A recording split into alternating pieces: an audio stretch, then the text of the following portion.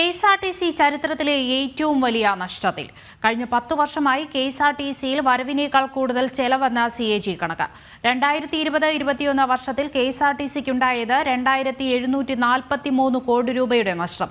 CAG റിപ്പോർട്ടിന്റെ പകർപ്പ് ജനം ടിവിക്ക് ലഭിച്ചു. ജനം ബ്രേക്കിംഗ് വിവരങ്ങളുമായി ടിൻഡുദാസ് ഉണ്ട് തിരുവനന്തപുരത്ത് നിന്ന്. ടിൻഡു, എന്തൊക്കെയാണ് ഈ CAG റിപ്പോർട്ടിൽ പറയുന്നത്?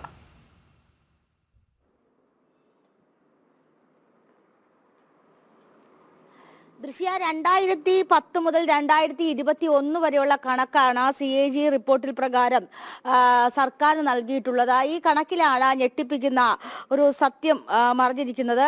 കഴിഞ്ഞ 10 വർഷമായിട്ട് സംസ്ഥാനത്ത് KSRTC എന്ന പൊതുമേഖലാ സ്ഥാപനം നഷ്ടത്തിലാണ് പോയിക്കൊണ്ടിരിക്കുന്നത് എന്നുള്ള കണക്കുകളാണ് നമുക്ക് വ്യക്തമാകുന്നത്. അത് 2020-21 സാമ്പത്തിക വർഷത്തെ കണക്കെടുക്കുമ്പോൾ KSRTCയിൽ നിന്ന് ലഭിച്ചിട്ടുള്ള ആകെ ലാഭം എന്ന് പറയുന്നത് 623.41 കോടിയാണ്.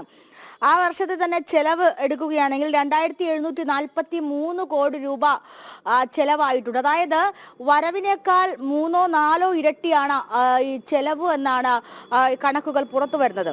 അതോടൊപ്പം തന്നെ 2021 മുതൽ 25 വർഷ കാലയളവിലെ കണക്കെടുത്താൽ ഇതിൽ നിന്നും ഞെട്ടിക്കുന്ന കണക്കുകളാണ് പുറത്തു വരുന്നത്. കാരണം കഴിഞ്ഞ കുറച്ചു കാലങ്ങളായി KSRTCയെ സംരക്ഷിക്കാനായി സംസ്ഥാന സർക്കാർ മാറി വന്ന രണ്ട് സർക്കാർ, അതായത് പിണറായി സർക്കാർ ഒന്നാം സർക്കാരും രണ്ടാം സർക്കാരും കിണഞ്ഞു പരിശ്രമിച്ചിട്ടും KSRTC എന്ന പൊതുമേഖലാ സ്ഥാപനത്തെ ഉയർത്തിക്കൊണ്ടുവരാൻ സാധിക്കുന്നില്ല എന്ന് വേണം നമുക്ക് ഇതിൽ നിന്ന് മനസ്സിലാക്കേണ്ടത്.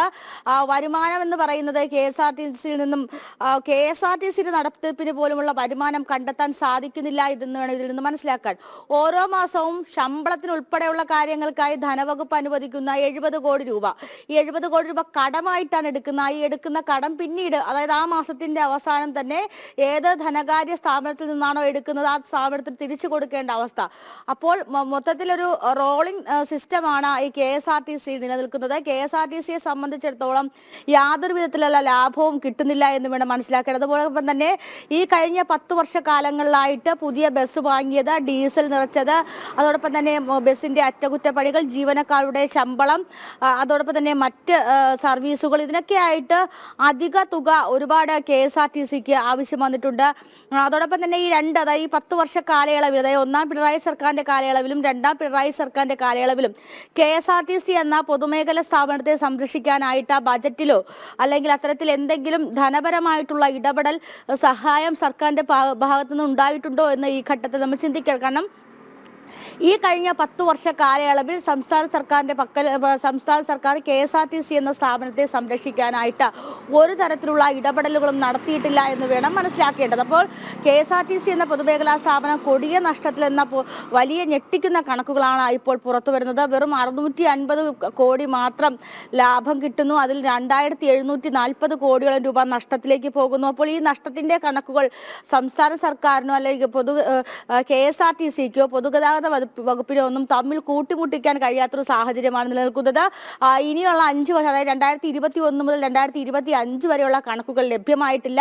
അപ്പോൾ ഗുരുതരമായിട്ടും ഒരു പൊതുമേഖലാ സ്ഥാപനം അതിന്റെ നാശത്തിലേക്ക് പോയിക്കൊണ്ടിരിക്കുകയാണ്. അതിന് ഏത് മന്ത്രിമാർ മാറി വന്നാലും ഏത് സർക്കാർ മാറി വന്നാലും ആ സ്ഥാപനത്തെ തിരിച്ചു പിടിക്കാനുള്ള ഇടപെടലുകൾ ഉണ്ടാകുന്നില്ല. ഒരുപക്ഷെ അല്ലെങ്കിൽ ആ സ്ഥാപനത്തെ തിരിച്ചു പിടിക്കാൻ കഴിയുന്നില്ല എന്ന് വേണം മനസ്സിലാക്കേണ്ടത്.